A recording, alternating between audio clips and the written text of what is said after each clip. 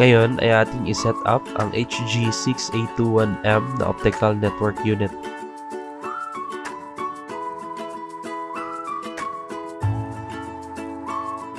Isaksak natin ang kanyang power adapter. Isunod natin ang patch cord sa kanyang optical port. Ito yung fiber na galing sa knob-box.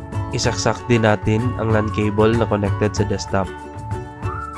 Hintayin na mag-green yung red na ilaw. I-type lang natin ang kanyang IP address sa web browser. Pagkatapos ay input ang kailangan natin na credentials. Punta tayo sa network at simulan na natin ang pag-config. Connection name new1, package type PPPoE, connection mode route, business type internet mode IPv4, DHCP server check, input username and password, bind LAN and SSID port. At ang panghuli, enable ang get address mode.